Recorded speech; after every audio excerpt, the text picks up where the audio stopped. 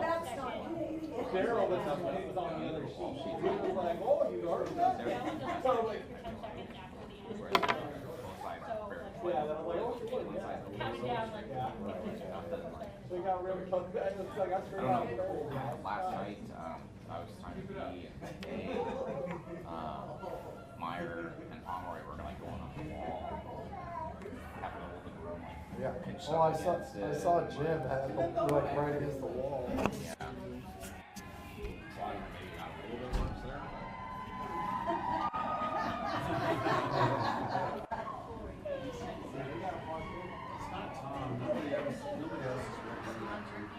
See you ever excited, Jeff? Wow. Good job, Jared. Good work, boys. Way to finish off that prep. Hard work, guys. Hard work. Matt and I were there too. Way to finish off that prep, boys. Way to finish that prep.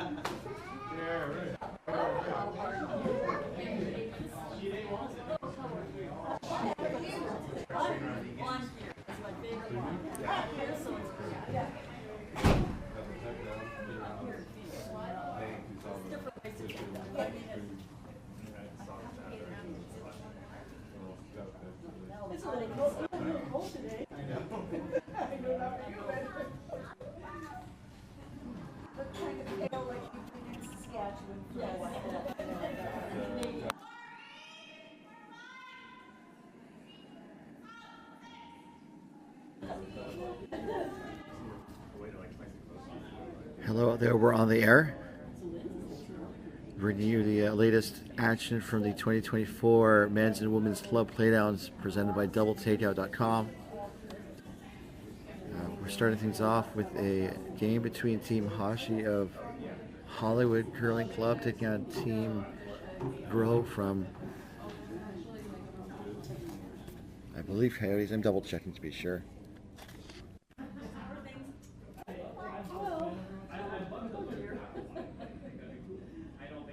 That's correct, it is Coyotes.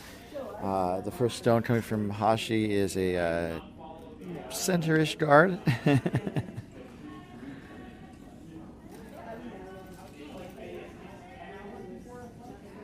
Rods in play, we're underway. I'm going to do a technical check because one of the cameras shifted somehow, so we'll be back to our full coverage in just a moment.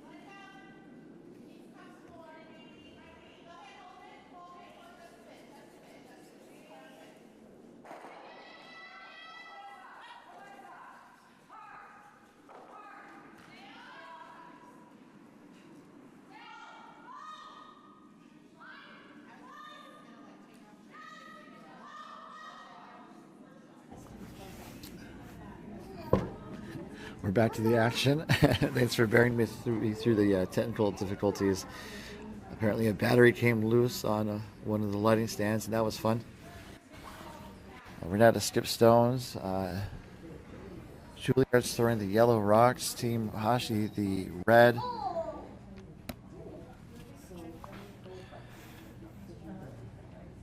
And we can see here that it's a pretty messy house. As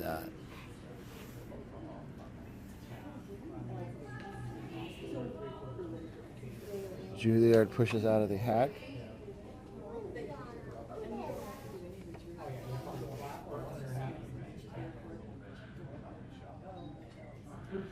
This looks a little heavy. Let's see if it's going to stick around. It clips off of the red and rolls through the back of the house.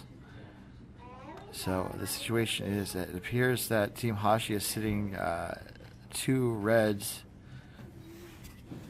And I think Jasmine's looking to see what to do to protect as the skip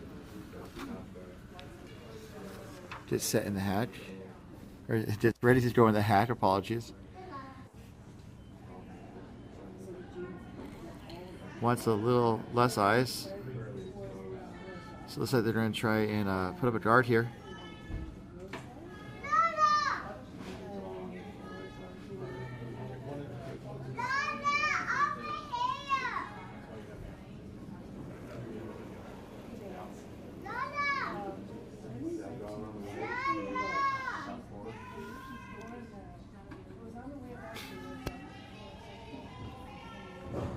So I think they're looking at guard or go into the top of the house. This looks pretty good. Actually, it looks a little heavy. It's probably going to make contact with the red in the back. 12. Not a bad outcome necessarily. It does make the red in the back of the 8-foot count now. So it is a 3 reds. That's without the hammer. So they definitely wanted to be out. They wanted to be light. So now it gives Juilliard a target to aim at as Juilliard makes her way down the ice. And she just, I think, basically needs to follow Hashi down the force last throw. And they'll get 1, but it's the force is on, which was the original catchphrase from Star Wars. The force is on. It didn't catch on, which is the failure of a catchphrase. Here's the last stone, this hammer from Lindsay Juilliard.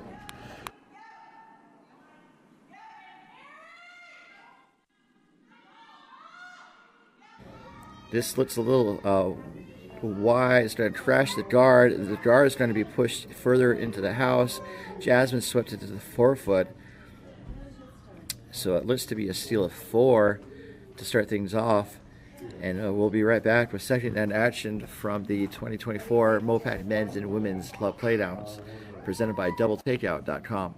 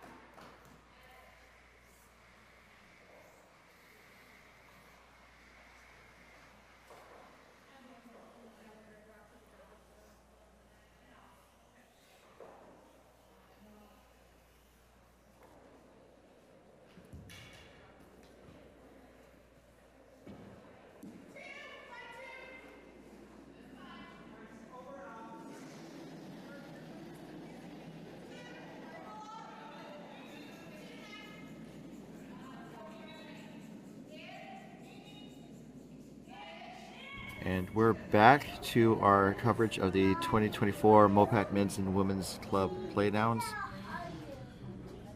Just was confirming that Team Hashi is playing with a 3-person team today.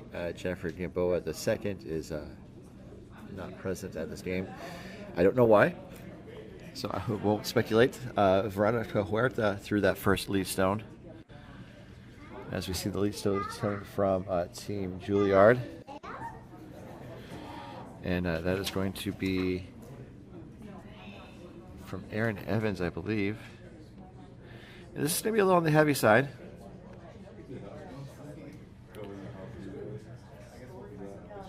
And we are in the second end. Team Hashi scored 4. They stole 4 in the first end here. The yellow lead stone just settled in the back of the 12-foot. So Veronica Huerta, she was at the recent Pan-Continental Curling Championship competing in the A division. She's also was a participant at Arena Nationals this year, and was also at the last year's version of the Pan-Continentals, playing in the B division silver. And Richto is able to be promoted this year. As we see the net struck coming from Aaron.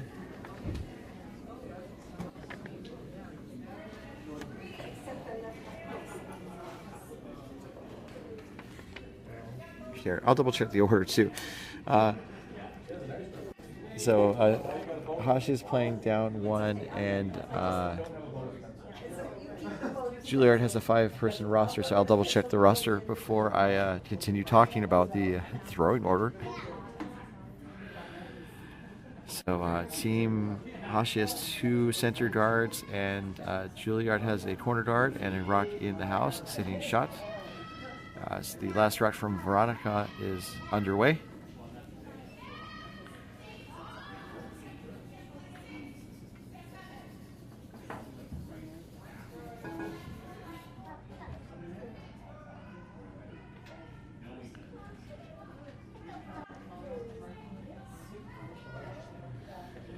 This looks pretty good for Veronica's last stone here.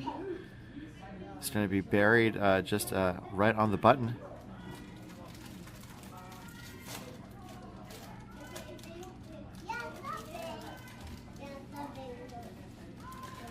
So now it's clobbering time, to use a catchphrase from Marvel Comics. Team Juillard is going to try and clear out some of these guards in front of the house. Maybe make contact with the stone in the back. That does not happen. So mission accomplished in terms of clearing the guard. The shooter rolls to the right. It becomes another corner guard. And Team Hashi is going to try the draw again as Jasmine Hashi kicks out a hack. Playing Vice, she started curling in 2014 at Seattle's Granite Club, hailing from Houston originally, but has called Indianapolis, New York City home before moving to the West Coast.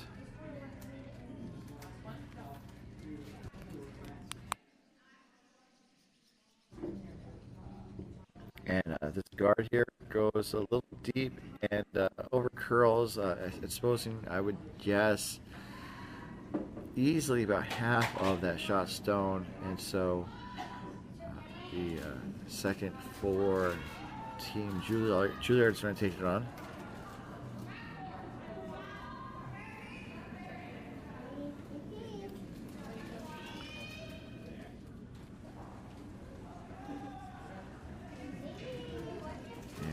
This looks pretty good. It needs to get over a little bit more.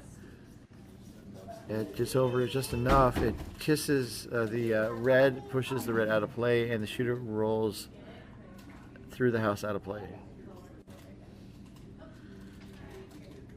So Now it's yellow sitting shots in the back 12 their area as Jasmine's going to throw the draw.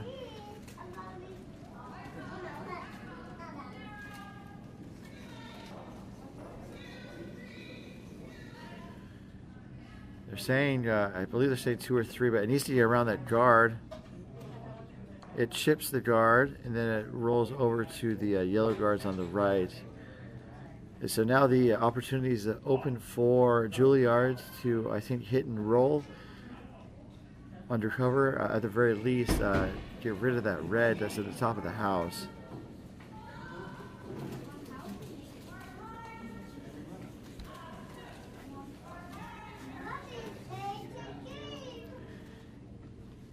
And it looks pretty good for the hit and a slight roll. Not much of a roll. I always like predicting how much the stones are going to roll, and then they don't roll at all. What? No, I mean the vegetable. Oh, we won that one. Yeah, because yeah. Actually, when we showed up. So it looks like they're going to try that draw again. No, I dropped the guys. Actually, they could be trying for the hit, just based on where Marion Gamboa has the broom.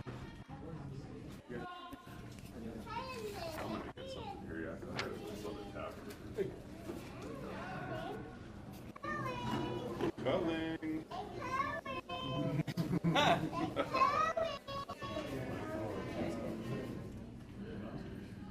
So looking to make contact with the yellow, it does. Going to stick around as the nose hit.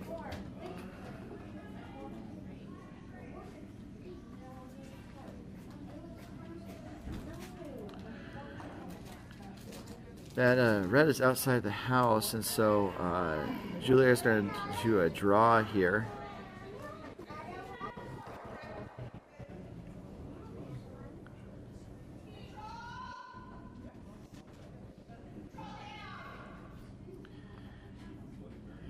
It looks pretty good. Make sure the weight is dialed in. And it looks like it's going to be a little deep, but there's some back in the back of the house. Is it going to sit down? It does sit down just short of the back edge of the 12-foot ring.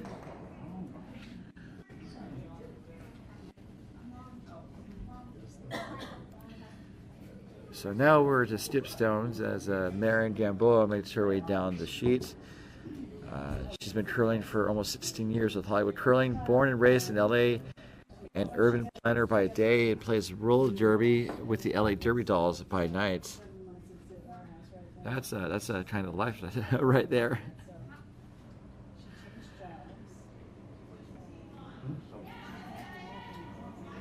Her shot's underway.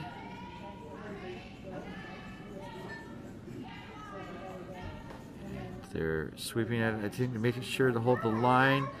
The weight looks to be a little bit up, but it's really taking off on them. And it's a hit and a roll towards the center. So the port is still open. It's just a little bit more narrow than before. And Gamboa missed a chance there to draw in and probably sit shot with some protection in terms of the 2 yellow stones that could be used as backstops.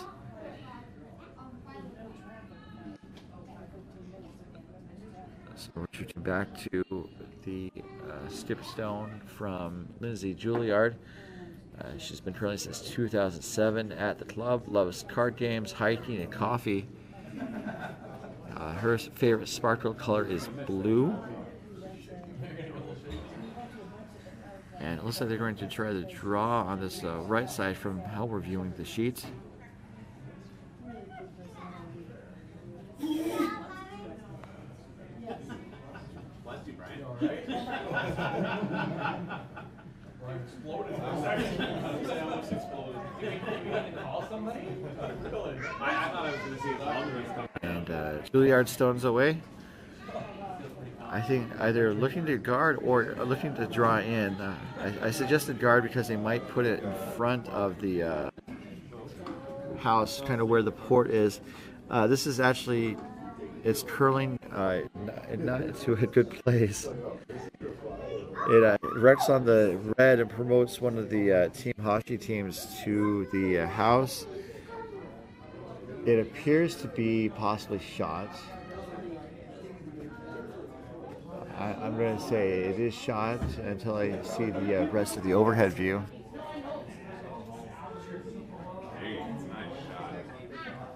So the easiest port, and that's kind of where they're indicating they want to try that draw through the port again, get through the port first and prevent Juillard from taking advantage of that gap in the wall of reds and yellows in front of the house. Reds, yellows, purple moons, and lucky horseshoes.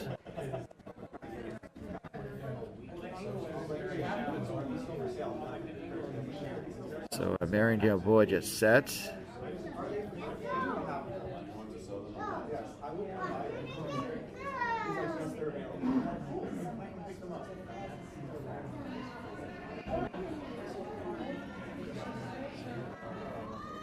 And the shot's underway. Veronica's ready to sweep. Oh, they're driving the other way. So I think they want to make sure it gets into the house. I say they wanted to get in the house. They don't. They wanted to put up a guard. So they could choose to block two paths. Is that what she was going? And they chose to block the path on the left. Team Juillard is not even looking at that draw on the right for now. I think they're looking to see if they could double those two reds off in the center of the sheets.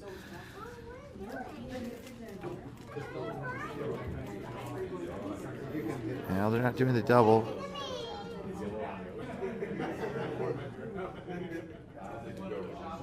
Does look like they're trying to go through the port. That is a lot of ice. So I think the weight is going to be crucial for the shot to be made. I don't think it's likely that Juillard is going to push another red to a scoring position, but we'll see as she is underway.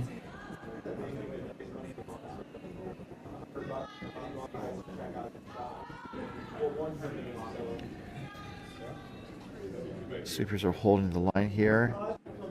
That's what they're doing. They're looking to raise their yellow.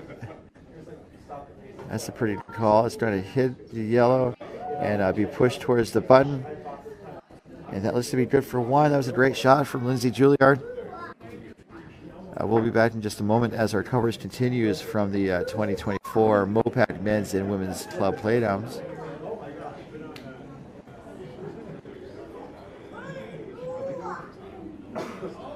And our coverage from the 2024 MoPac Men's and Women's Club Playdowns is presented by DoubleTakeout.com. DoubleTakeout.com is the premier destination for curling stats, described as the world's greatest curling ranking system. You can check it out for yourself at DoubleTakeout.com. We'll be right back in just a moment with a trip around the rings to see how the other women's games are going in this draw. We'll see you then.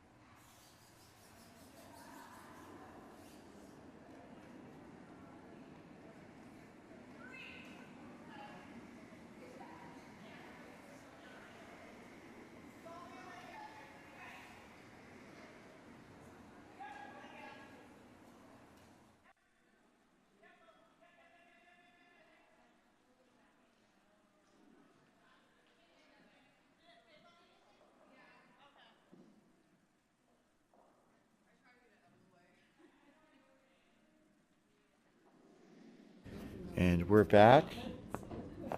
Let's take a trip around the rings to see how all three women's games are doing. This is the ongoing round robin coverage, which concludes today for the women's event. On sheet 1, Team Blasty from San Francisco stole the first end with a single to lead 1-0 over Walsh from San Francisco. Both the teams at the second end. On sheet B, we have the game between Team Aubrey of Coyotes and Team Feldman of Wine Country. Aubrey was forced to a single with a hammer in the first and leads 1-0. And on sheet C, as you just saw, Juillard scored a single in the second and is trailing Team Hashi 4-1 as we are now in the thick of the third end.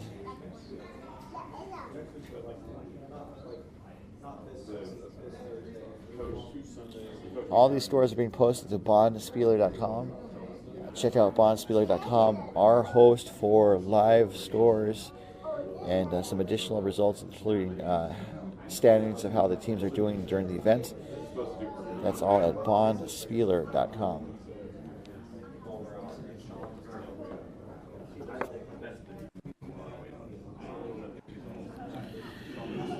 Next stone coming from Huerta.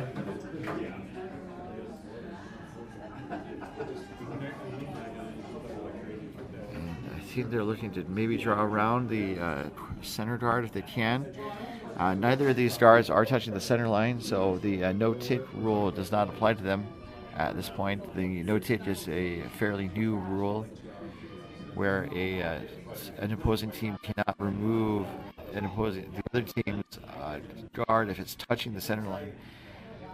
They can maybe move it on the line a little bit, but not into the house and not off the line. If either of those happen before the 6 right at the end, the offending rock is removed and the stones are returned to their original location.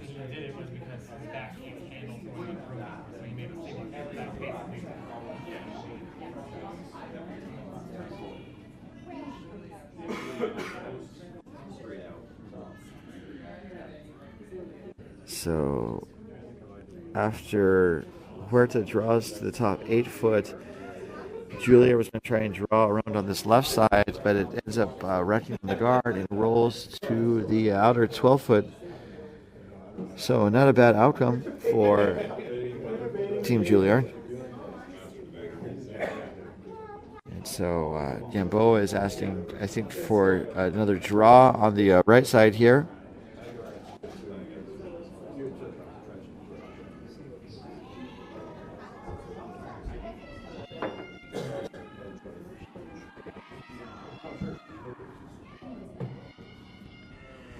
And this draw looks to be a little heavy, but there's some backing that they're maybe trying to coach it to.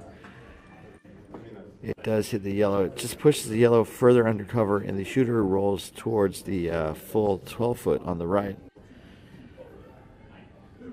So, kind of a messy house right now. Not as messy as that first men's semifinal that we watched this morning. It appears that it is Juillard sitting 1 and 3, and Hashi sitting 2 and 4.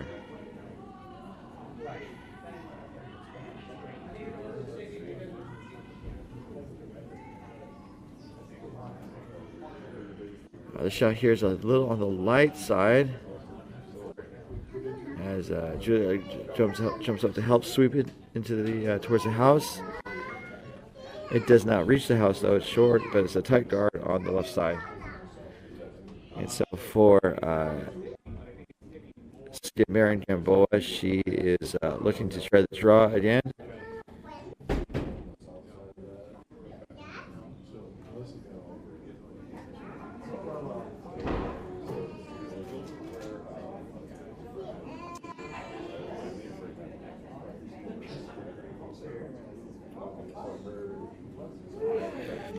And this is Jasmine's first, I believe. Jasmine Hashi playing Vice, started curling in 2014, as I mentioned. She's a producer wavering back and forth between TV and film and then digital media production. This shot's going to be a little short and settles into the 8 foot, just on the top right side. About 2 o'clock. This is the house is at clock now.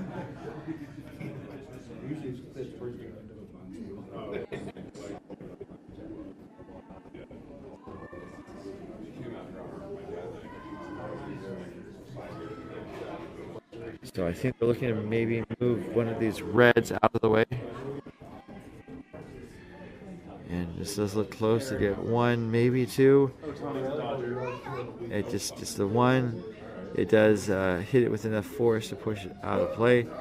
As the shooting stone rolls to the right 12 foot. Just broke like 10 seconds ago.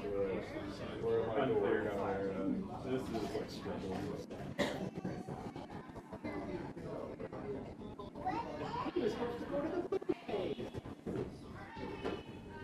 So looking for a draw here from Hashi.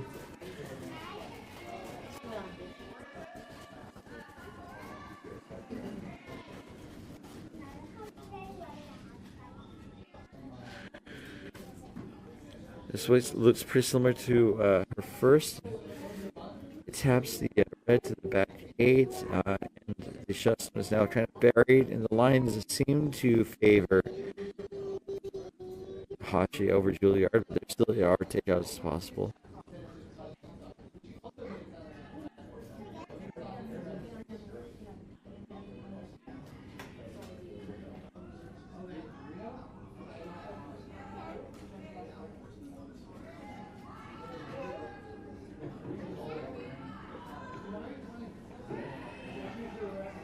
So I think they're looking to, again, hit one of the reds out of the way.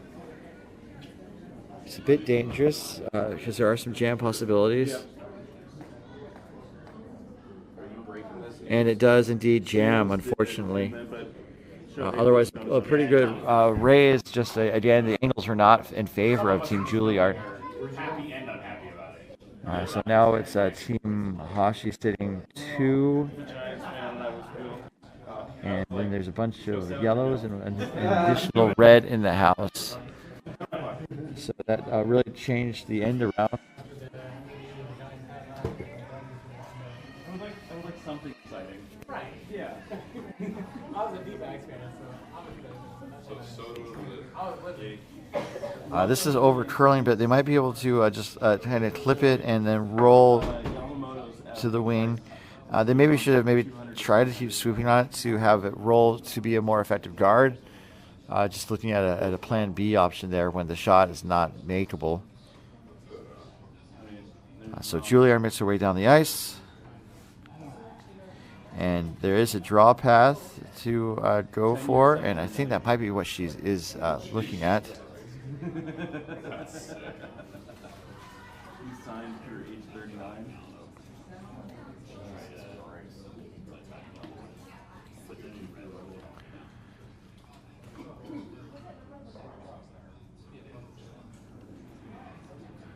So I believe looking for a draw, but let's see what Lindsay Juillard has has in mind for her first of 2 skip stones with the hammer in this third end.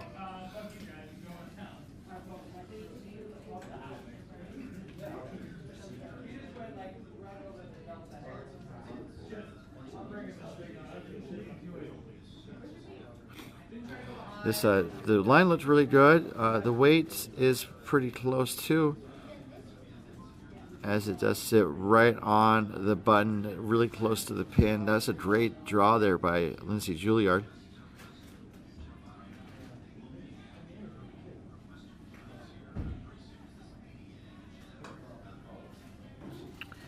So now Hashi needs to determine what to do.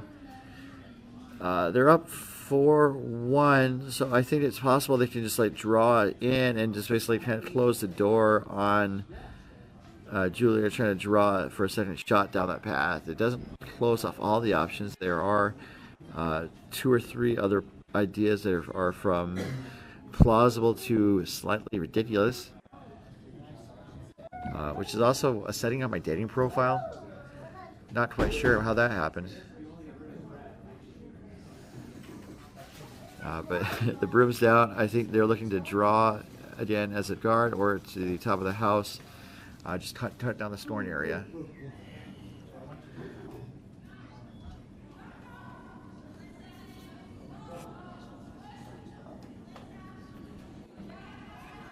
So for Marion Gamboa, she played for a year in Glasgow, Scotland. Back in the States, she appeared at Club Nationals once, was at Arena Nationals twice, and the Pacific International Cup twice. And this is not on the money. I don't think they meant that to do that shot. There's Yamamoto. I think there is a green. I think they were trying to angle the yellow on the right side toward the shot stone, and then get both of those to move out of the center of the house to score points for red. But now Juillard has the same draw for a second point. There's a possibility for a third point maybe, or there's a different way to attack it by basically running the yellow on the right onto the red. That's kind of tricky. Also, you don't know exactly where the yellow's going to end up. This does clip the yellow and pushes it right towards the button. So Hashi has one more stone to go.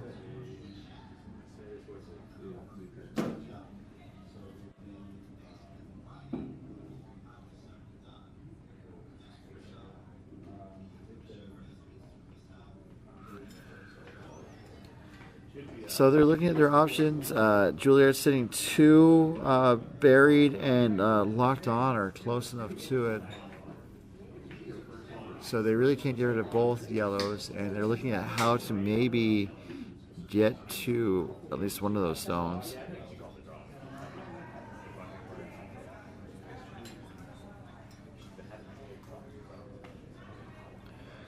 I don't know if you guys at home are seeing any possible path to the house to be shot.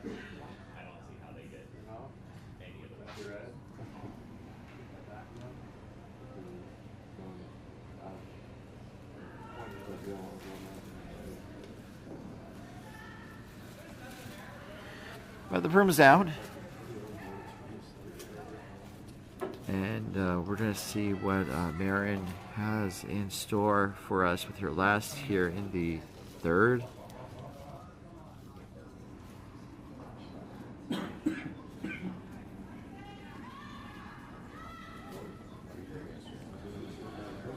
Horse is saying never. Also, Hashi's trying to say move it over a little bit. Going to hit and roll towards the button. Oh, very solid effort. The in-off was very close to rolling towards the pin. Needed a bit more force to get them off the button. And it does appear to be a steal of 2 as they marked it on the board. And we'll be back in just a moment to our coverage of the 2024 Men's and Women's Club Playdowns presented by DoubleTakeout.com.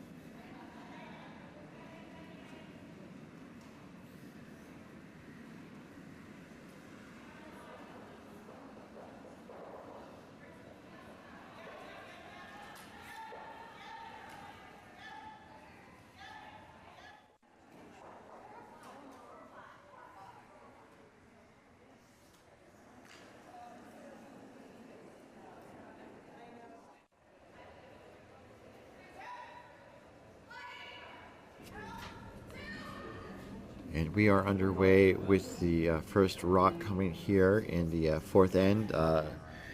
Lindsay rushes up to help finish sweeping, touches it for a second, but then is off as there's now enough weight for the rock to get to be a center guard, just about midway between the top hog line and the top of the house.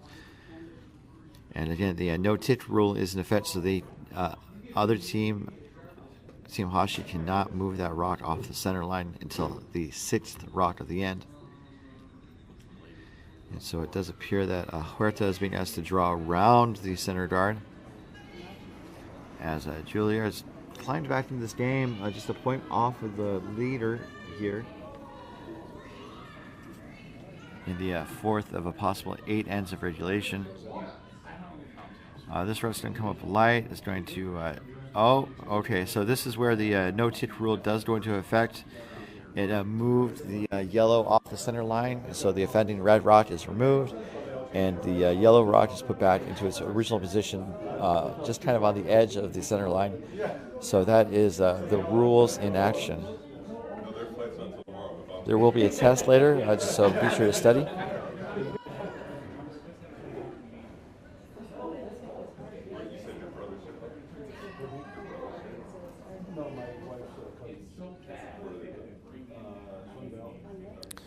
So now Juillard is looking to draw around with their second rock, and it's going to settle in the back of the house.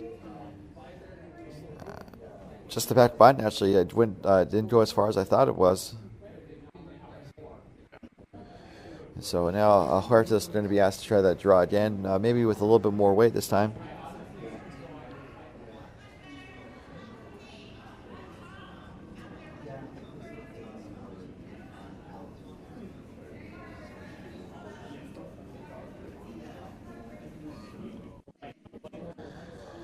So this is coming down. Looks pretty good. Maybe it needs to be a little tighter because it's going to fall to behind the yellow shot rock and settle for second in the back 8 ring.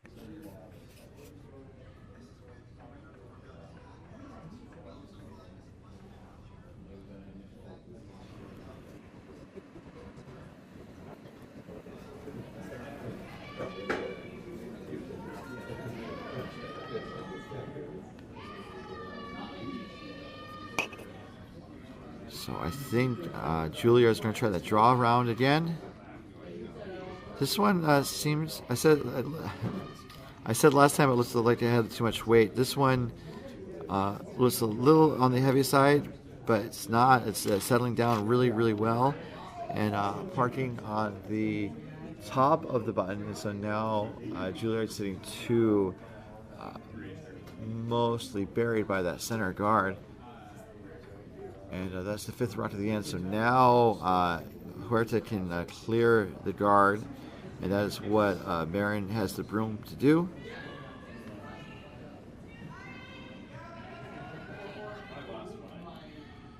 So rock's underway. This is possibly over curling. Actually, it looks pretty close to on the money. It does hit the center guard through the house. The shooter rolls to the wing. Potential corner guard to be used later in the end.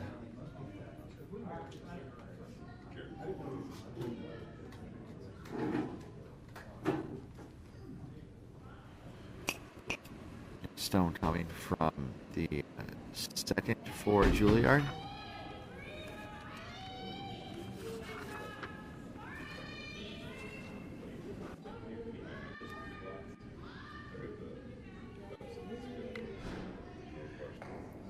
And I think we're trying to coach it over more. Now it's curling.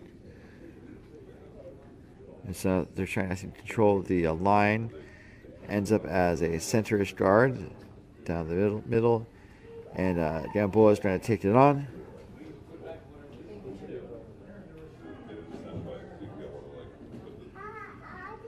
As Jasmine Hashi steps into the hat.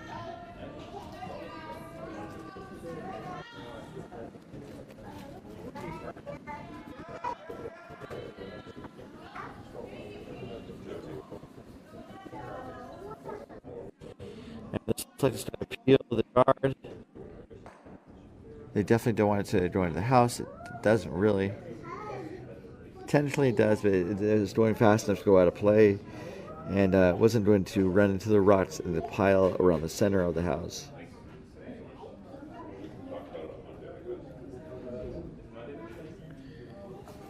So next rock coming from the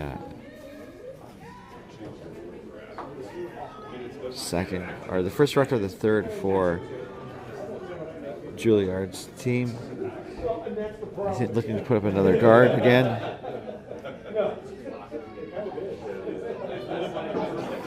And this is going to be a guard. Although it does overcurl and does expose the two center yellows on the button in the center of the house.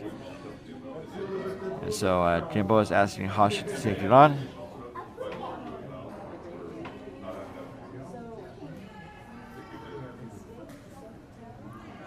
Maybe floating a bit wide on the left side from this view.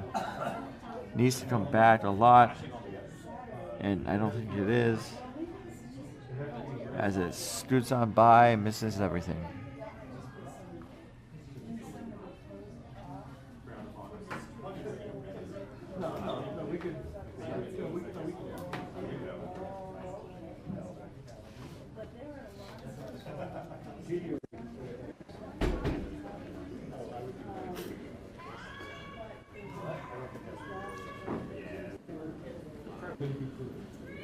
So, trying, I think, to draw to the top 12 foot.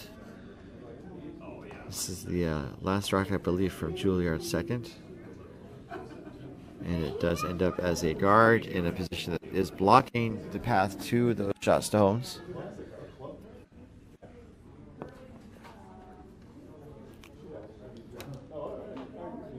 So, Gamboa is going to try and clear the guards again.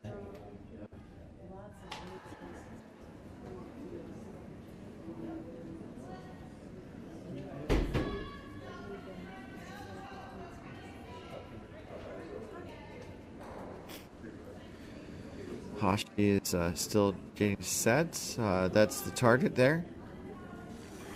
So when you deliver the curling rack, you want to push out and have your focus focus towards the broom. It's one of the essential elements to executing a good curling shot. This is going to make contact with the yellow. It's going to raise the yellow through the house out of play. So that was a good takeout. And the shooter rolls to the left. It does kind of cover the two yellow shot stones. So that's kind of the cloud next to the silver lining.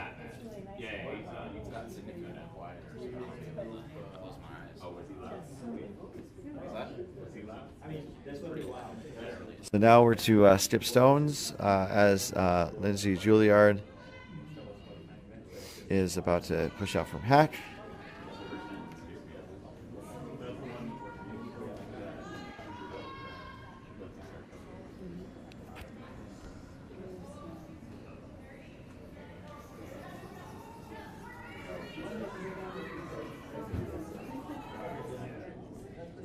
And here we're looking at, I think, just looking to close the door.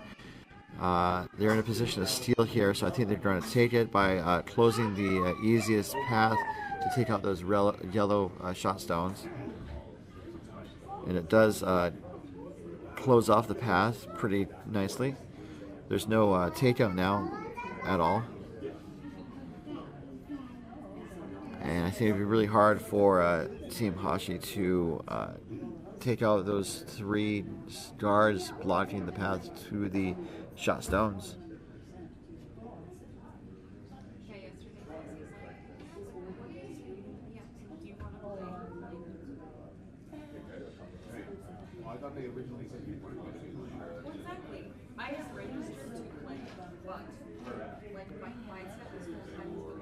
So it looks like they're still looking at possible angles of attack.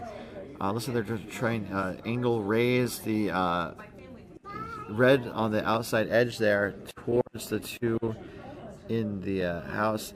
It's possible, but the level of difficulty is quite high. It'll definitely be fun to see if Gamboa is able to execute this.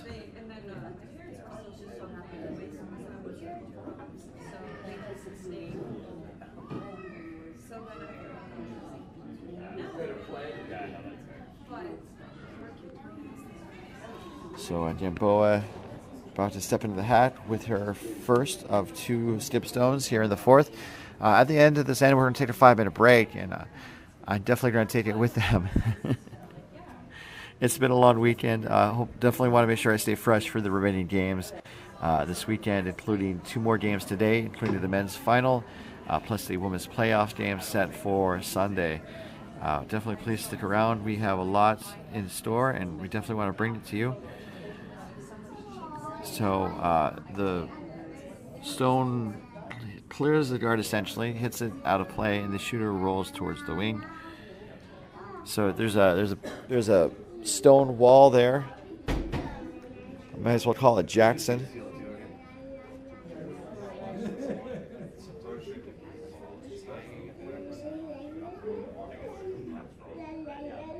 So it looks like, I believe, Juilliard's just going to kind of close the door and block that draw path on the right side.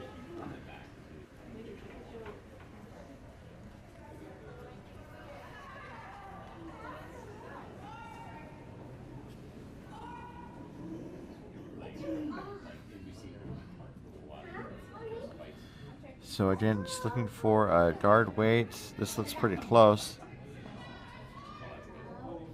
And there it is. It's pretty good at just blocking a lot of the options off on that right side. Wonder if they're going to look at the other side on the left.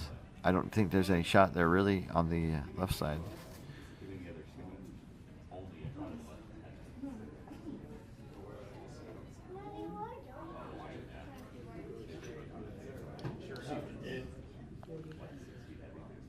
So I don't know what options Hashi has here.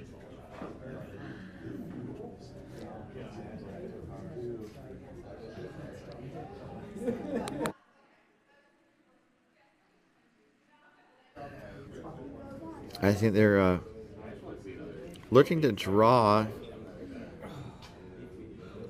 Not quite sure what that will accomplish, but that's one of the fun parts of curling, is trying to make a shot and see what happens.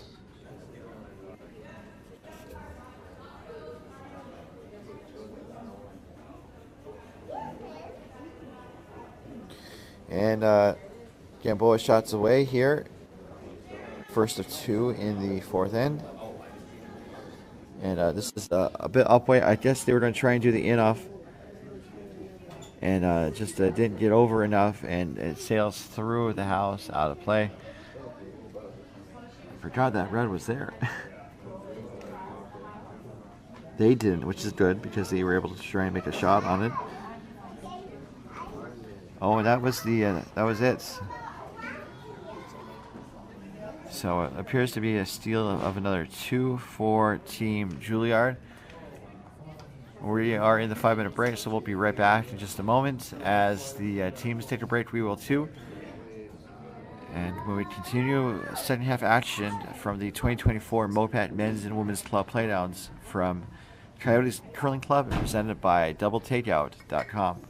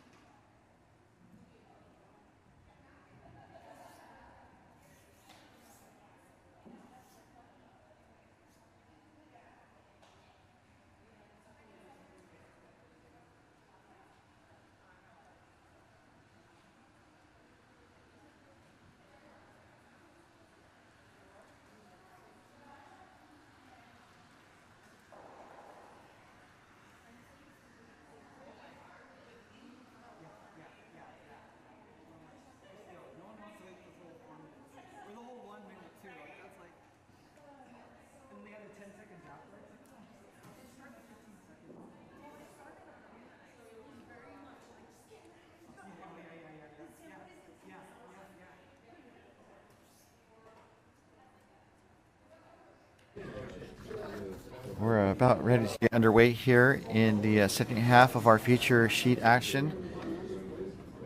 As Cassie Endicott, the woman throwing first for Team Juillard, gets set. Let's take a trip around the rings also to see how the other games are doing. And also just a reminder that our next game will be at around 4:30, if I remember correctly. On sheet A, the game between Team Blasty of San Francisco and Walsh of San Francisco. It's been trading singles back and forth. Blasty scored first, but then Walsh took the next two ends. And they are getting off the ice for the fourth end break. After three, it was 2-1 Walsh.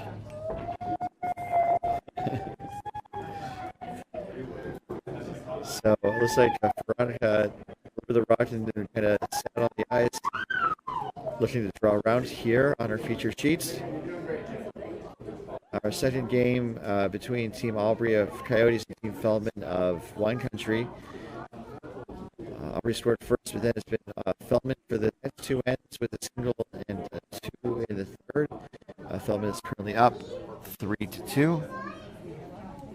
And then sheet C is, of course, our feature sheet. Team Hashi from Hollywood taking on Team Juillard of Coyotes. And Juillard stole 4 in the second, stole 2 in the fourth. Got my numbers transposed. Just 2 points in the fourth end to take a 5-4 lead over Team Hashi.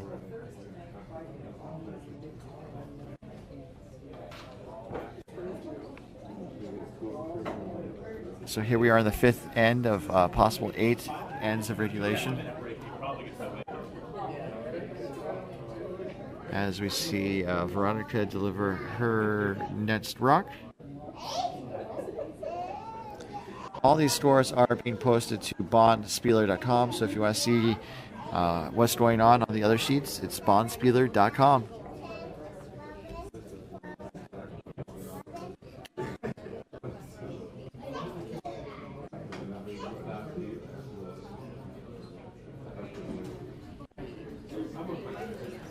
And that rock settles in the back of the house.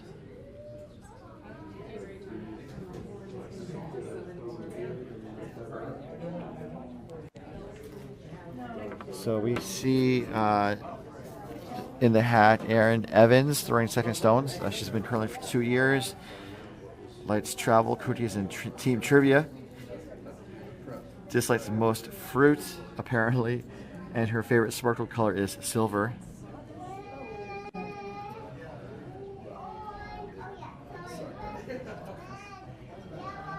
So this is going to come into the house, settle in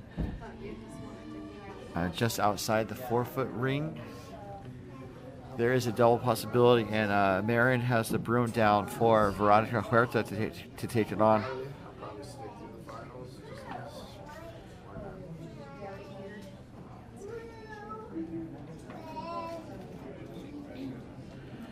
Looking for some upweight. Needs to make sure it stays online. It's going to be pretty close. Jasmine sweeping to hold it straight. It's going to be pretty close. It's starting to get 1, 2, got them both moving, and they are both gone. It's a double takeout brought to you by doubletakeout.com. Pretty close. Jasmine sweeping to hold it straight. It's going to be pretty close. It's starting to get 1, 2, got them both moving, and they are both. So net starts away for Team Juillard. This looks like it might be over curling. Juillard's going to jump up to help. And I think they had wanted to get around that red center guard and ends up just jamming on top of it. So it is Team Hashi sitting in 1 right now. They're looking to put one in the top 12 foot.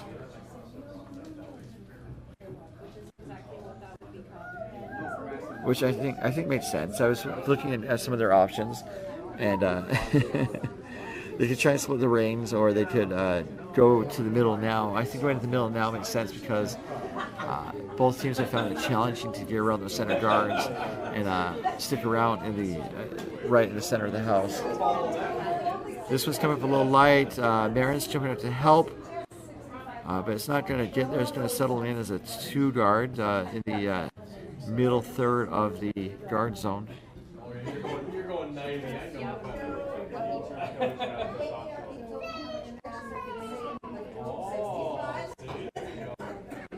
So now Julia's going to try that draw again. As I think we see the first rock coming from the third for Juillard. That's Olivia Andre.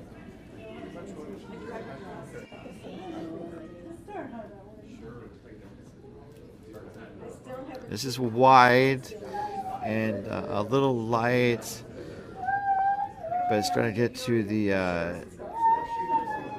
get a piece of the 8-foot ring there.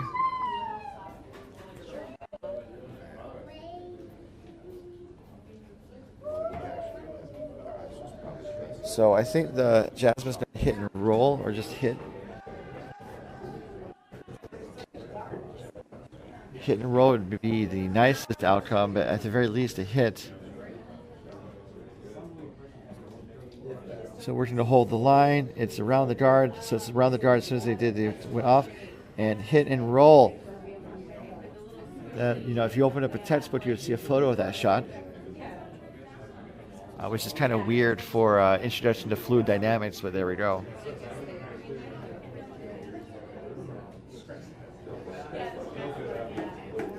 So Julia's going to try that draw again.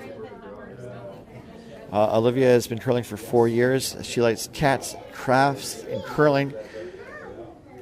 Her favorite sparkle color is lime green.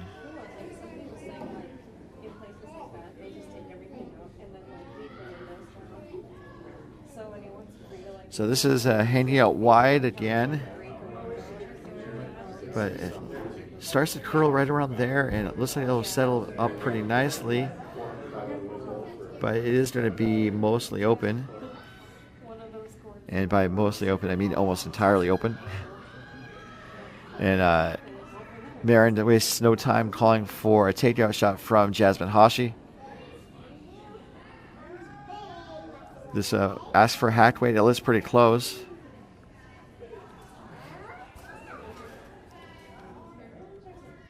Needs to make sure it's around the guard. It's going to be really, really close. Oh, couldn't get around the guard the second time, but it looks like it's going to hit off of the red on the wing and roll towards the 8-foot. So, missed opportunity there for Hashi. But it's not a bad outcome. Although with Juillard sitting shot rock on the 4-foot, they're going to, I think, try and close off the path to the button.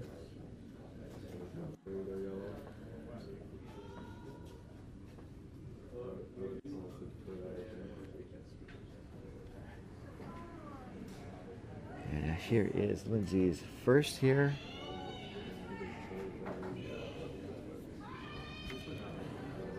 So Lindsay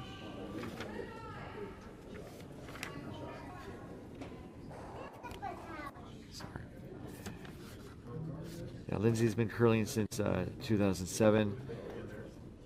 Her favorite sparkle color is blue. But there's nothing to be blue about with that shot, as it's a nice tap raise. Pushes the original shot stone to the back of the 4-foot. Actually, it's in the 8-foot ring, so Juillard's two shots right now counting, while Team Hashi has the 3rd and 4th shots.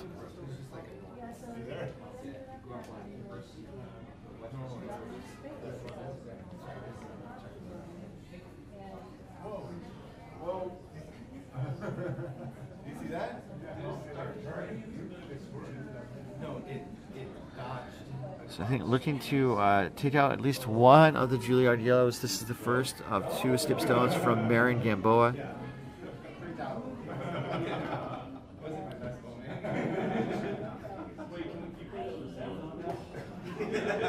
Oh, and it misses both, and it hits something in the back of the house.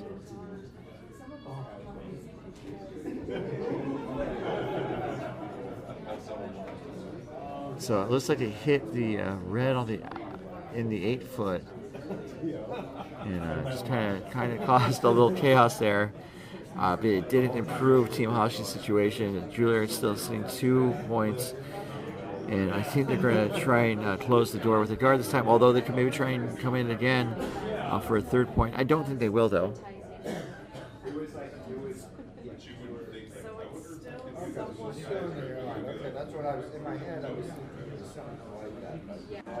So this is the last stone from Team Juillard, the 8th rock, not the final rock at the end.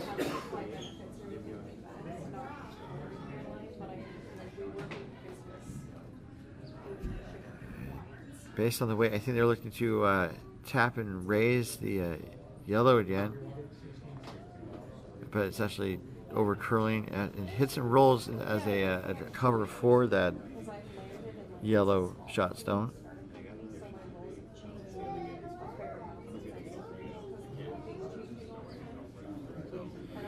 So it does seem to be a very difficult task to try and get rid of all 3 of those yellow counters.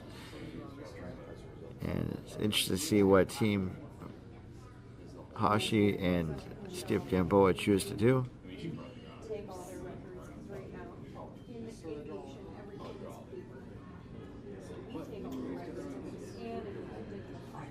So looking for upweight here as Gamboa makes her way down the ice.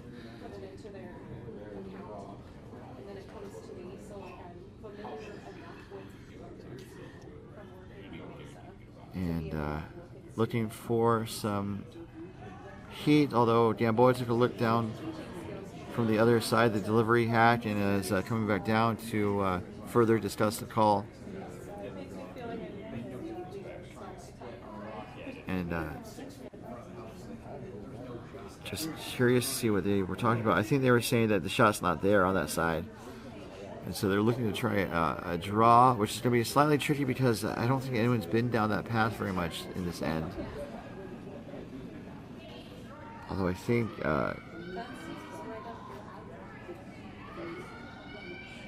Team Juillard, I think, maybe drew a couple times on this side.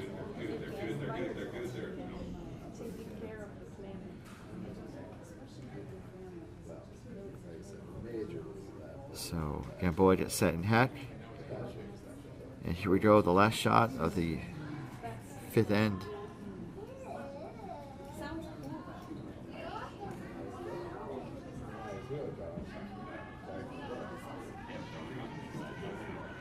Looking for a draw. I think looking to get a piece of the 4-foot. This needs to make sure it doesn't over curl, but it does over curl. It crashes on the guard, and so it looks to be a steal of 2 at least. And they are clearing the ice, so. And it was 2? Yep. It was 2, according to the ice official, or the volunteer. So, Juillard is a stealing demon today to take a 7-4 lead over Team Hashi. Hashi has a hammer when we come back to the 2024 MoPac Men's and Women's Club Playdowns presented by DoubleTakeout.com.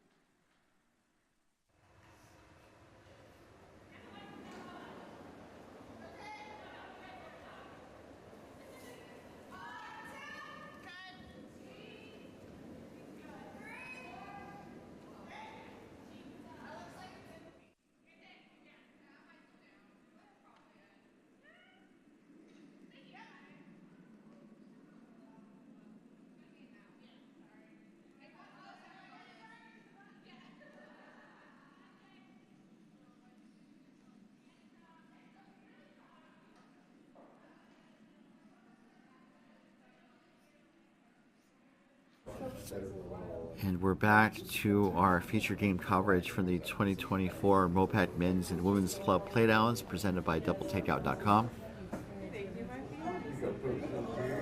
So the first stone from Team Juillard, Cassie Endicott, slipped into the house. Looks like Team Hashi's Veronica Huerta is going to put up a centered guard, or a cornerish guard actually, just based on where Gamboa has the broom. This team is playing as a three-person team, as one of the Gamboas is not available. So the guard is up, and it does appear that Cassie is being asked to draw around.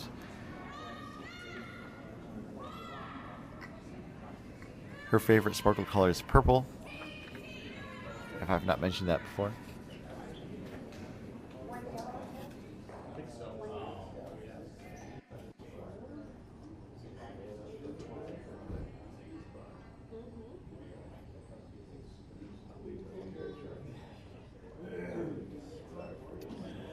And that draw around was really successful.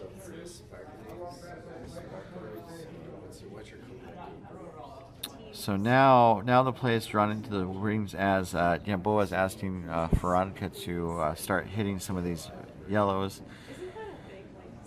I think trying to stick around with their shot stone, or their shooting stone.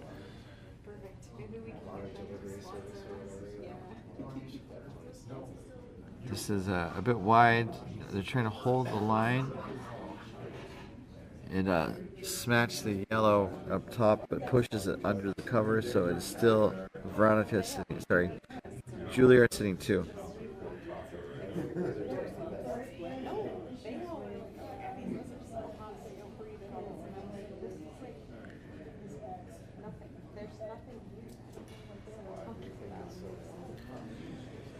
So next shot coming from Aaron Evans.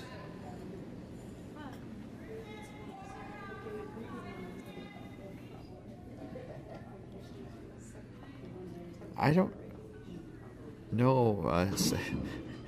Talking about sparkly stuff, I guess all the colors that have been mentioned are true and fairly common. Purple among them, but also lime green. I've seen lime green sparkles before, or sparkly substance.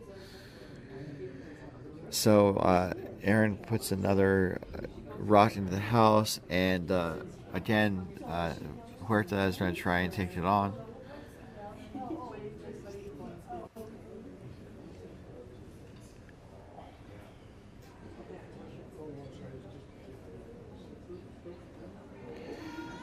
So this is a little wide again. I think it needs to make sure it comes back.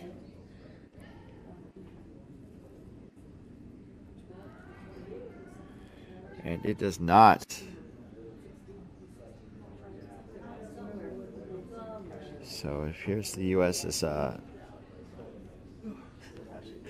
settling in this game. I don't know where the U.S. national team came into play, but they're not here. I was also thinking about the post office for some random reason.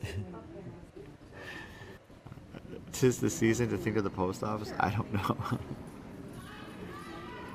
Well, unfortunately, the last shot from Juillard, Team Hashi failed to deliver. That might be why I was thinking of the post office. But Team Juillard is definitely looking to make their stamp on this game by sitting 3 in the house. Putting up a center guard here to block the shot stone, which is right on the button, close to the center of the sheet.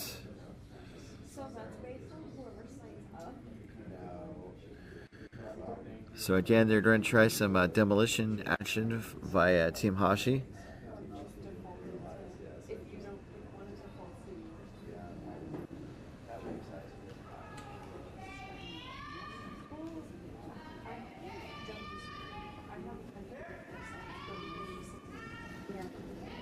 Some strong shouting.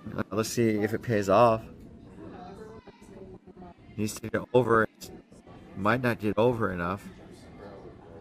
It just over enough to get one of the yellows moving through the house out of play. So good outcome. The shooter rolls to the side 12. which that is sitting third shot now.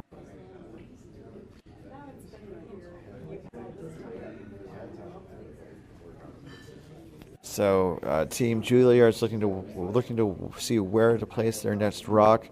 I think they want to place it in the 12-foot to prevent an easy double or any sort of double opportunity from Team Hashi.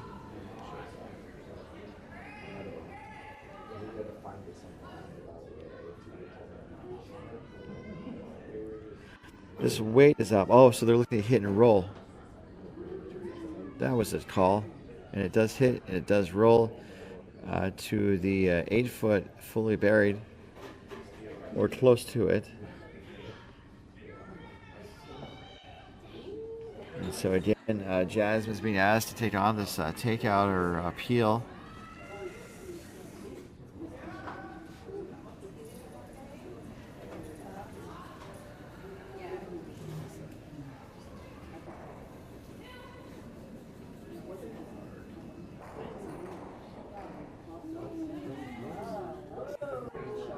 So I did some of the rocks moving. Definitely shifts the rocks around in the house. That was a good outcome. Juillard still sitting 2.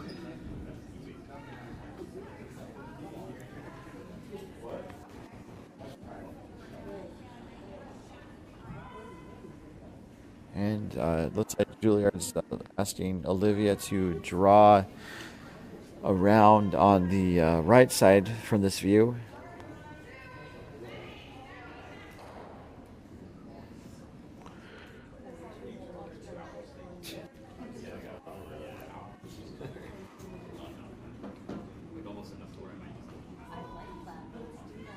So this looks to be coming up pretty nicely. It's going to settle into the house just behind the tee line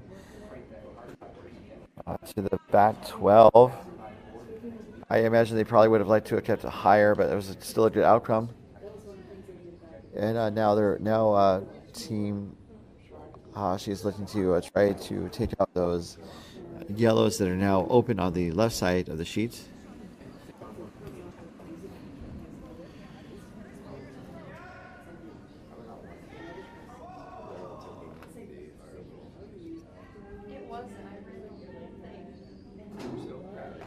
So it looks like it's going to get 1, get 2.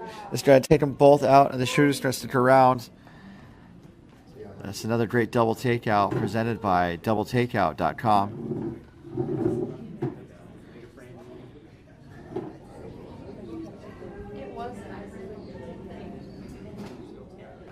So it looks like it's going to get 1, get 2. It's going to take them both out, and the shooter's going to stick around. So that was a great double takeout. Sometimes it's hard for the teams to make contact with opponent stones, but when they do, it works out for them pretty well a lot of times.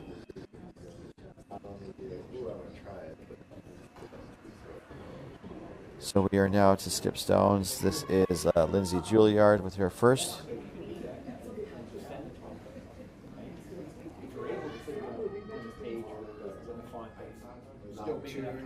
Not too incredibly tiny yet.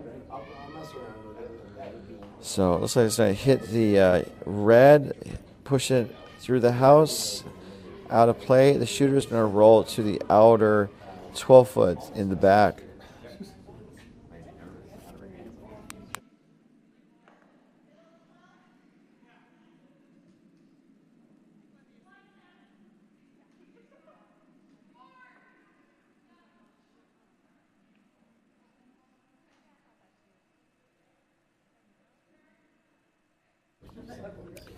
So Marion Gamboa makes her way down the ice, looking to hit the yellow out of the house and I believe roll under cover to create the possibility of scoring 2 here on this end.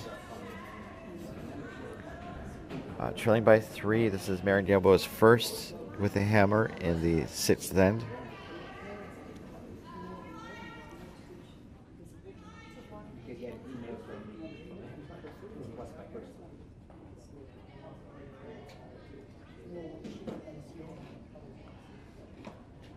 So they're drawing, and oh, they jammed on the guard. But it does spill off of the guard and roll into the house. Good for a shot, but it is exposed.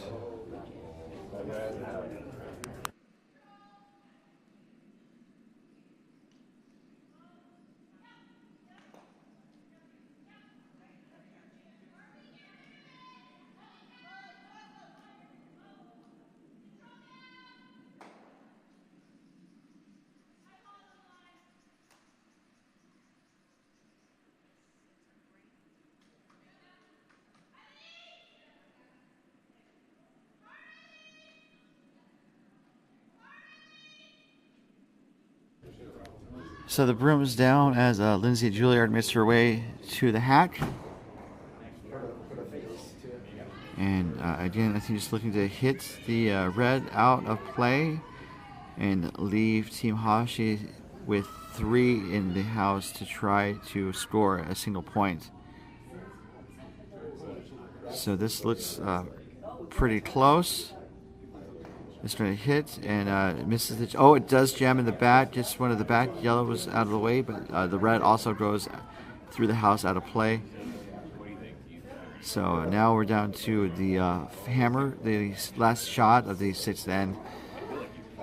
And it looks to be just a draw for 1.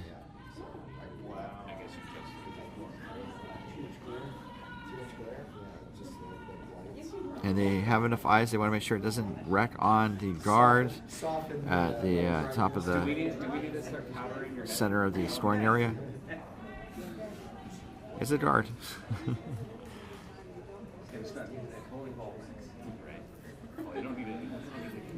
Marion's last shot is away. Again, looking to roll, or just to draw around those guards to be second shot. And it looks like they need to make contact to stick around. And it's not going to make any contact with any of the yellows in the house. It's going to be a steal of another 2 by Team Juillard. USA Curling, they published it last night. And it's currently a 9-4 game. Headed into the 7th end here. You are internationally. And we'll be taking just a quick break, and we'll be right back with 7th end action of possible 8 ends of regulation when we come back to the 2024 MoPac Men's and Women's Club Playdowns presented by DoubleTakeout.com.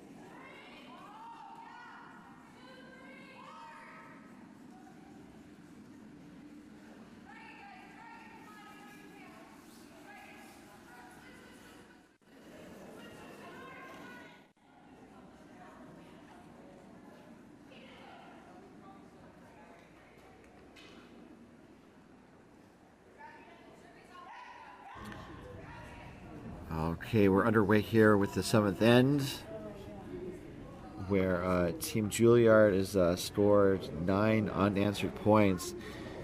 Let's see if Team Hashi has an answer here in this 7th end. Definitely needs to get back into this game. First draw steps to the house, and so Veronica Huerta is going to, I believe, put up a corner guard, try to generate some offense. Looking around the rings,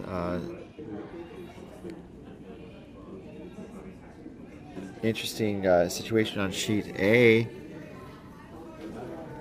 After Blasky was, after the game was tied 2-2, Team Walsh scored 3 with a hammer to take a 5-2 lead over Blasky. They're in the 6th end. Actually, starting their 7th end. No, they're in their 6th end. Sorry.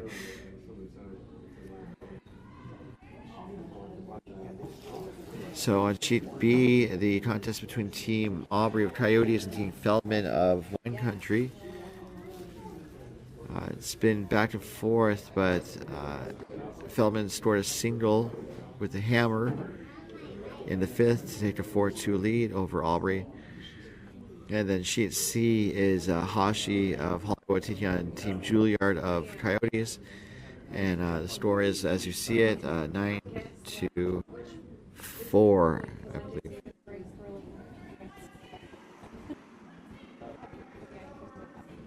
So all those scores are being posted to bondspieler.com. Feel free to peruse the site, check out live scores from this event and many others from across the country. That's at bondspieler.com.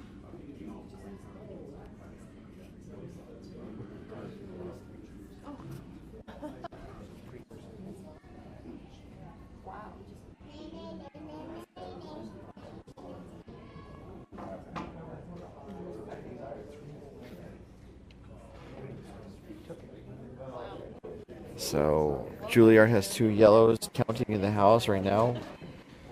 I think they're going to try and put another one in, or a guard.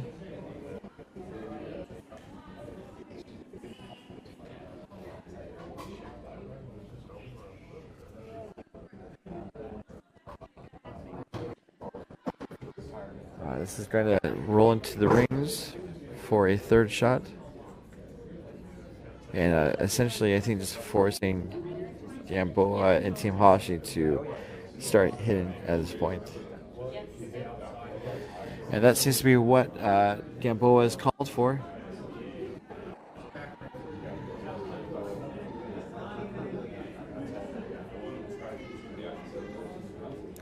Looking for the counterclockwise outturn rotation.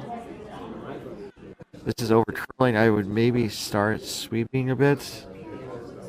It looks pretty good. It nose hits and the shooter sits around while the yellow rot that was the target goes away.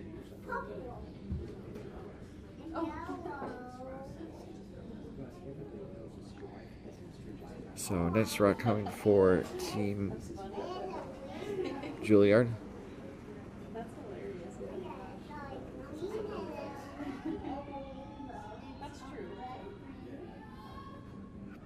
And I think the plan was to try and hit the red, and it will hit the red out of play.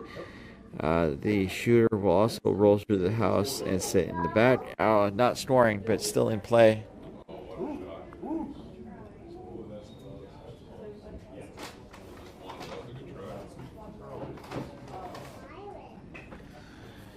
So it appears they're still trying to take out some of these yellows in the house with a hit on the outside of the rock.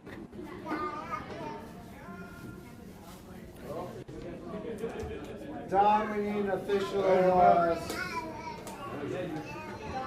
And so this is going to be a miss, unfortunately. Definitely not D. I mean, if you want to measure something in D, go for it.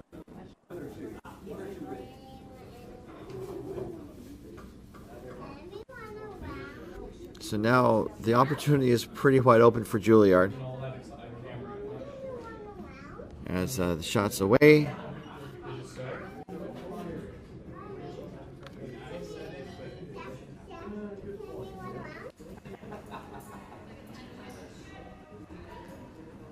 This is going to be into the pile of yellows in the house. Actually, it sits above the pile of yellows in the house. And thence becomes the top yellow in the pile of yellows in the house. It sounds like a children's book waiting to read itself. But Team Juillard is sitting 3 in the house. And Hashi is just trying to find a way to get rid of some of these yellow counters and stick around for themselves.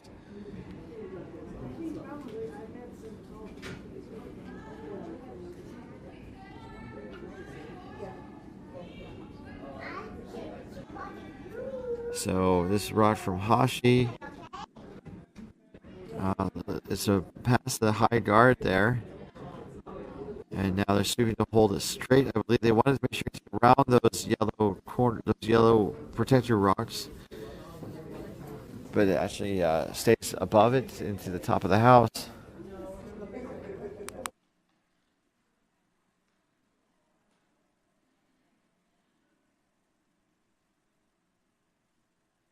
So very quickly, the next stone is about to be delivered for Team Juillard. Olivia Andre. I think looking to throw. Looked a little upweight on the release. Let's see where it ends up. They want to avoid hitting the red, which they will miss. And the weight is a little bit up because it will go through the house and out of play.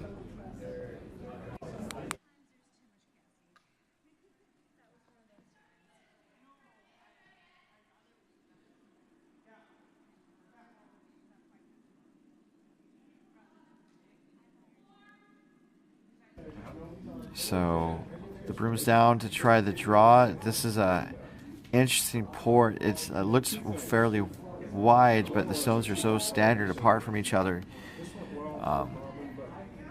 It should be going through that port quite a long time.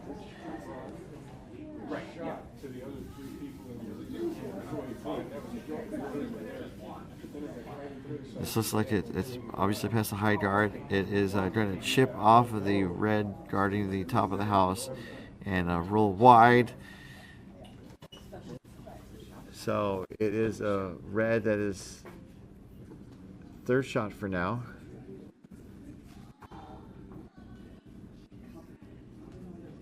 And we are to skip stones. And Lindsay Juillard was considering her options. I think they're going to do a kind of heavy draw to push that red out of the way, out of scoring consideration.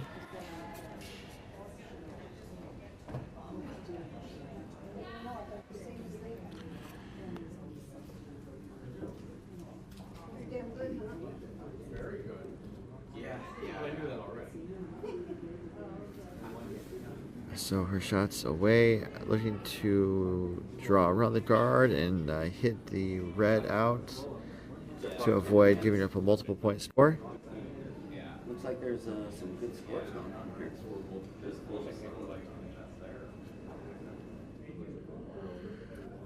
The weight looked pretty good. It made some contact and it's going to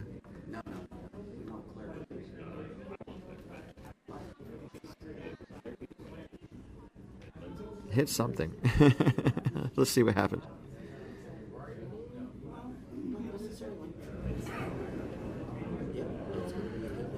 The weight looked pretty good. It made some contact and it's going to actually hit one of their own yellows. That's confusing. Hit something.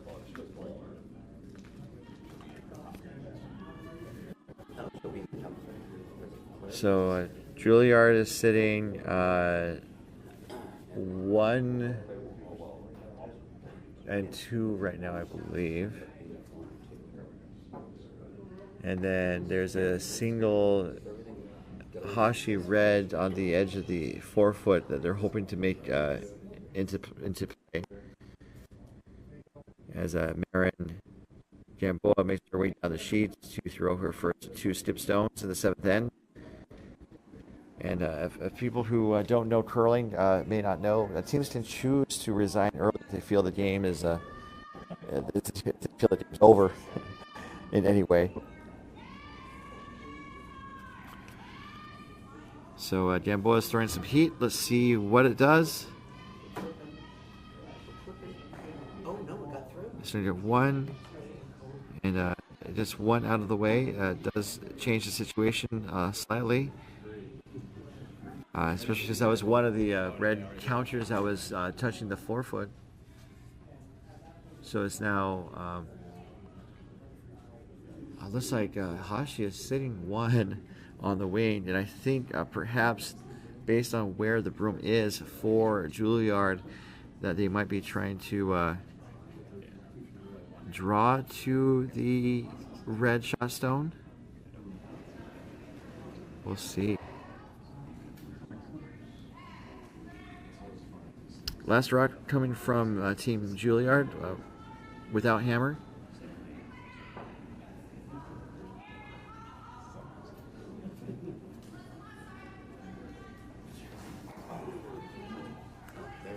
It just went. Still needs to keep going. She's gonna get a piece. Shooter against. So it sounds like it gets a piece. It pushes the red to the edge of the 8-foot. And so it appears changing the scoring up slightly. Yellow is first. The Hashi red is second. Or maybe third, actually. There's that yellow that the broom's next to on the upper left-hand side of the sheets or the house. So the question is how could Hashi get 2 points out of this? They can draw for 1. But it doesn't help them too much when they're down 9-4. But maybe it's time to start eating an elephant here and do it one bite at a time. I don't know if anyone's had elephants that I know of. But you know what they say about when you eat elephants, you never forget. Yeah. Too busy. Yeah. So they're trying to see what their possibilities are. They're doing okay on time. They have over 6 minutes to finish the game. And that's thinking time between the time when their shot starts and from when they actually deliver the rock. So the brooms, they have a shot in mind. I think they're just going to try and draw for 1. And I'm sure that this must be a bit of a bummer of an outcome for them, because I think they were hoping to get a couple points here to get back into this game. As it is, they're just trying for 1.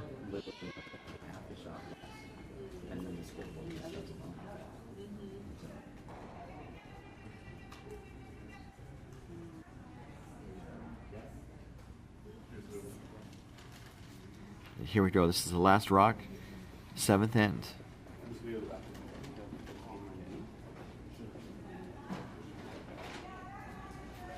Drawing for 1.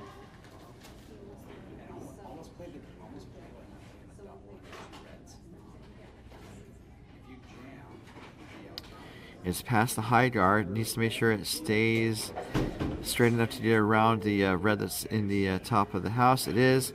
It hits and it rolls towards the back 4-foot. This appears to be a single.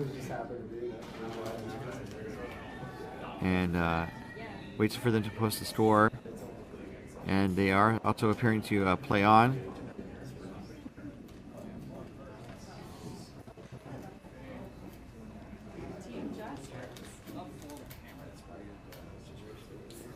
So we are approaching the 8th end.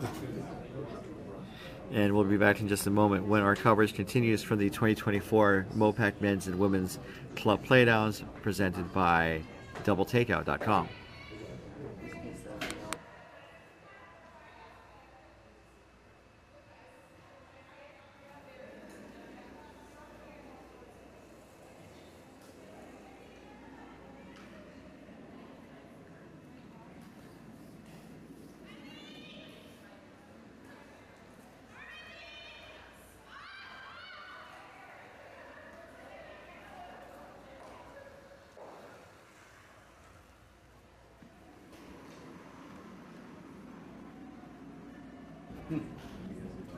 So we are about to start the 8th end here. Team Hashi scored a single in the 7th, and they are trailing 9-5 in this 8th end of regulation. And this could be a situation where the team might be run out of stones by Juillard. But stranger things have happened. That's why we play the game. That's why we love the game. Just like Dom from The Fast and the Furious, it's all about family. Or the love of the game. I don't know. I haven't seen any of the Fast and Furious movies. It's bad timing because of you. That first stone from Veronica goes into the house at the tee line. As we see Cassie's first rock here. Taking a trip around the rings as this shot's underway. On sheet A, the contest between Blasty of San Francisco and Walsh of San Francisco. Really quickly, a nice takeout there on our sheet. Battle of the San Francisco clubs. Walsh is up 6-2. Seems to be in control after 7 ends. The 7th end score hasn't been posted yet. On sheet B, the battle between Aubrey of Coyotes and Feldman of Wine Country is now tied after Aubrey put up a deuce in the 6th end. There's all square at 4. And then, of course, this is our feature sheet game. As you see, Team Juillard is holding on to a 9-5 lead with the hammer here in this 8th and decisive final end. And it looks like Hashi's team put up a tight center-ish guard. And it looks like Juillard's going to respond by drawing maybe around that or putting up a guard of her own.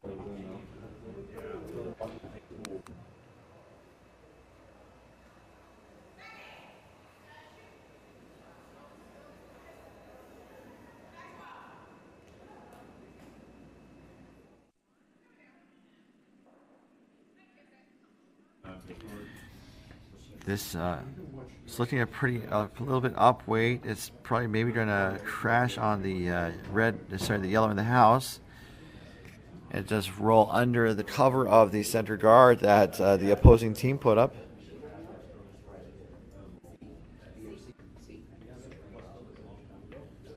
So Veronica is going to deliver her next rock here.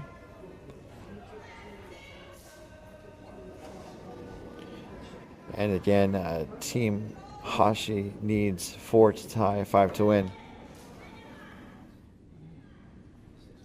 And once the team is mathematically eliminated, they should resign immediately. Sometimes they don't. Usually do at an event like this.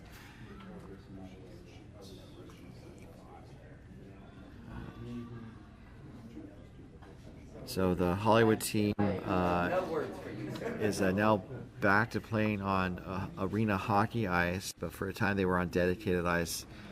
And their teams were making great strides before the curling center closed. I definitely hope to see the curling situation improve in Southern California, but also glad to see Hollywood get its ice back. Or find some ice, actually. Coyotes, of course, has been a dedicated ice team for a while, or an ice facility for a while. They did start off as an arena ice club, but they were able to build this wonderful facility here, just steps away from the airport in Phoenix.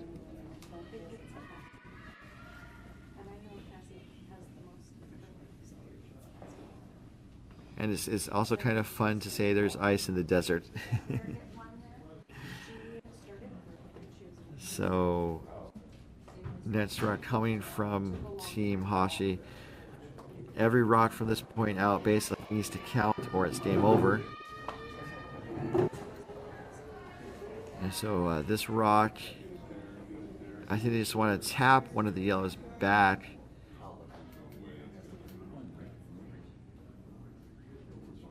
This looks pretty good.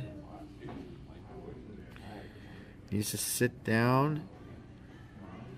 And it's going to sit down on the button, just behind the button, right on the line there in the back button. So now for Team Juillard, they just need to make these red rocks go away, and it's also game over.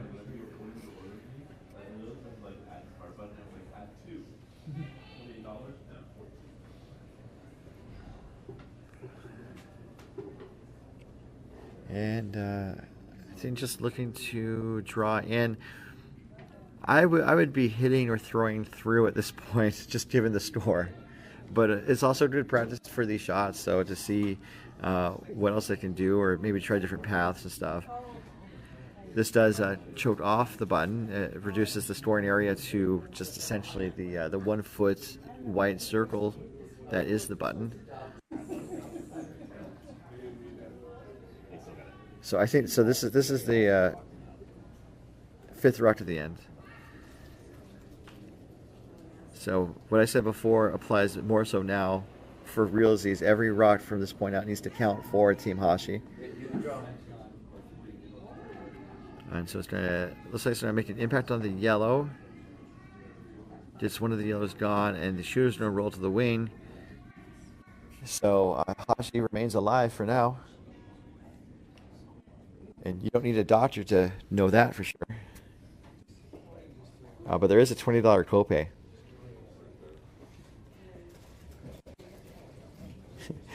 This is kind of telehealth as we're remotely broadcasting this curling game. But I will not charge the copay. So again, if I would think to get rid of some of these red rocks to make the to help secure the win. Just make these rocks go away and it's game over.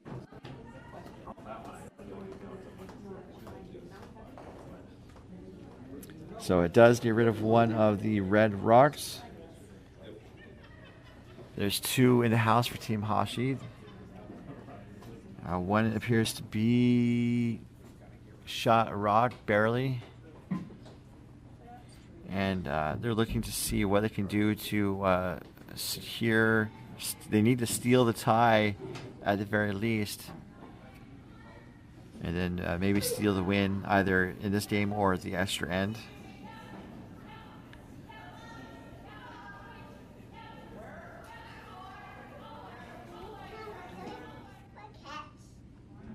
So they're looking to draw the left corner of the button. And this does look like it's over curling a little bit. This might actually push the yellow. It does push the yellow to the edge of the button, the right edge of the button. And now it looks like it could be yellow shot, but it is very hard to tell. And again, we're in the situation where all Juillard needs to do is make some of these reds go away. They're coming down the ice to talk about it.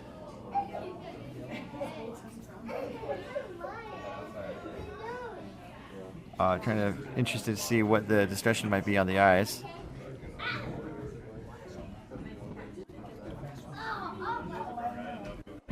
Let's see if you can maybe listen in there. I did that. Come back. I did that. He wants to give me that. Yeah. Just how many birds do you think the way?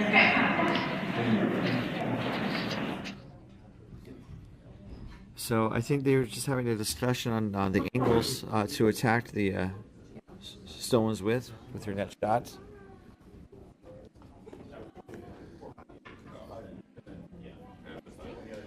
And again, they just need to make these reds go away.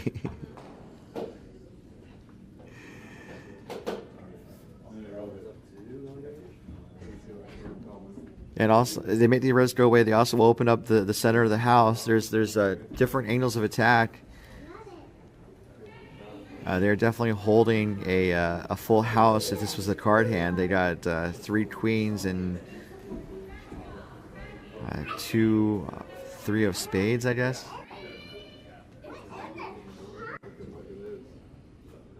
So this is a heavy draw. I think looking to just, dislodge the red from the button.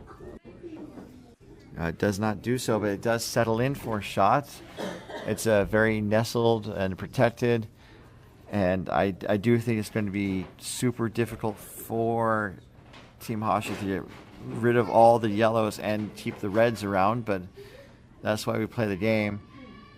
They do have just under 4 minutes to throw 2 stones. So I think they're going to get this game done.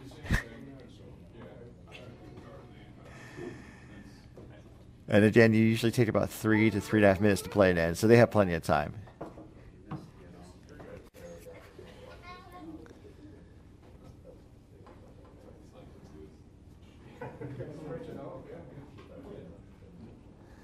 Hashi has the broom down for the skip, Marin Gamboa.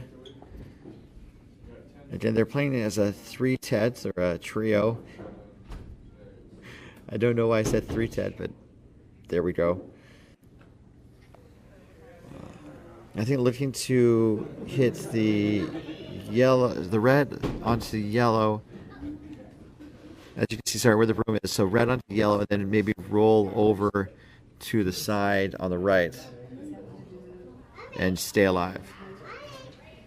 So let's see if we need to perform CPR and do the song Staying Alive.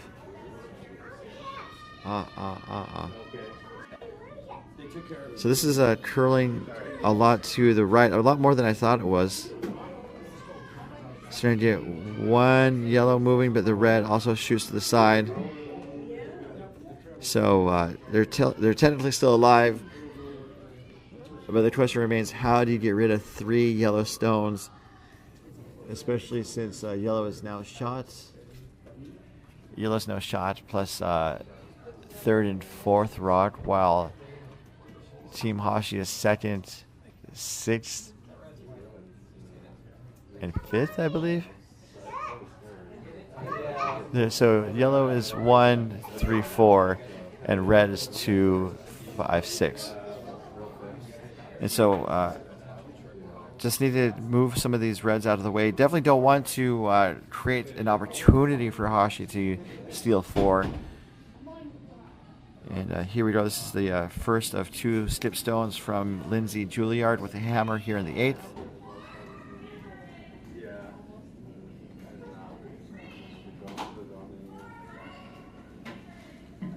Now looks like they're just going to put up a guard.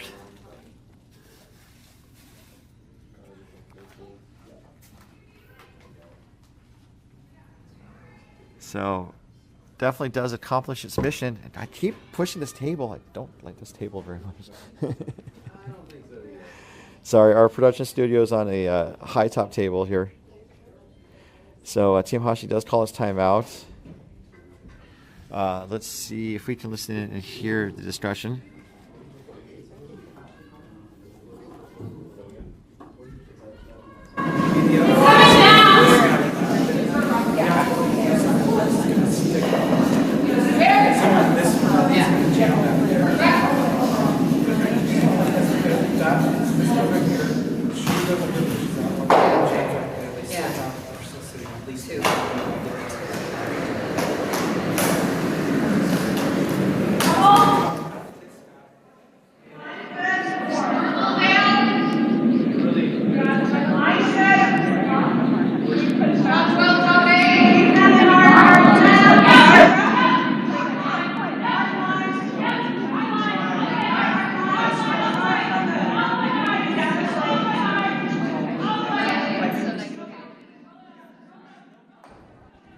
We can't quite hear them, so I'm just going to turn down the ice mics. That was nice to try, but it didn't work. Sorry if I had the volume too loud. I didn't mean to. So they need to be in a position to steal 4 at the end of the shot. And I don't know if anyone watching at home might have an idea of what they could do here. But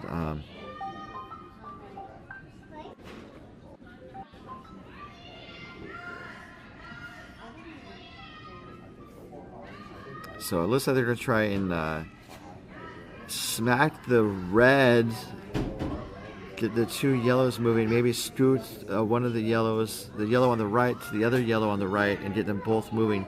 They're going to need a pistol to make that happen. And they're, I think, giving some fist bumps or waves of encouragement. And they're definitely going to need it because they need a circus shot to stay alive here in the 8th. Here we go. Lots of weight. Let's see if it's on target. Line looks pretty good. What's going to happen? It's going to get one. Oh, goodness gracious. It just wanted the res out of the way, and everyone kind of held their arms out, their hands out. And that is ball game. Oh, my goodness. So handshakes from all the teams as Juillard secures the victory. It looks to be the final score 10-5 because the opposing team threw their last rock, making it an official game in the book. So these teams will be playing in the upcoming remaining draws. There's 2 more draws today, and then the playoff pool will be set. So looking ahead to the schedule, we'll look ahead to the schedule, and then we'll also do one more trip around the rings, and then we'll sign off. Thank you. I lost the paper clip. So going around the rings one last time. And again, these scores are all posted to bossbeeler.com. Looks like Blasty is trailing Walsh on sheet A 6-5. Walsh is up 1 with the hammer coming home. On sheet B, we have Team Feldman of Wine Country holding on to a 2-point lead over Team Aubrey of Coyotes. That game's also in the 8th, about to finish up. And then we also have the final here from sheet C. The score, I believe, is 10-5. Juillard over Coyotes. So our next game will be at about 4:30 as Team Blasty is set to take on Team Grow. Also, we'll do our best to try. It just got a lot louder in this warm room. So that's at 4:30, and also at 8:20 or 8:30 or so, it's going to be the men's final. It's coming to you all on our YouTube channel, so please stick around. And just another friendly reminder that our coverage is brought to you by DoubleTakeout.com. DoubleTakeout.com calls itself the world's greatest or world's best curling ranking system. You can check it out for yourself, see the stats, see how the teams compare and stack up against each other, all at DoubleTakeout.com. So for now, for all of us here at MoPac, Coyotes, and DoubleTakeout.com, this is your host Ryan Olson saying so long and good curling, and we will see you at about 4:30 this afternoon.